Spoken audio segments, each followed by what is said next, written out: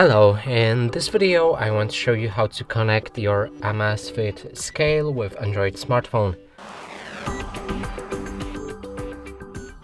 And to do this we'll actually need to put Scale on the floor so it's stable first. So I just placed mine on the ground and now we can move on to our smartphone and download the Zep app. It's this one right here. Previously it was known as the Amazfit app, but they changed the name. Now log into your account or create a new one and click on this plus button.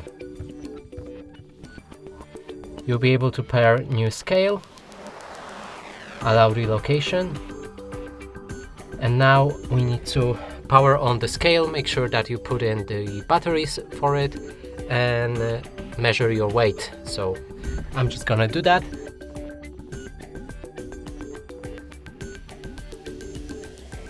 So now the pairing begins and we can move to the next step. Let's go for the general mode. And here we can see our scale, so we can unpair it if you want, perform factory reset and access any other settings. And also it is connected right here. And that's it for this video. Hope you like it. Please consider subscribing to our channel, leave a like and a comment below.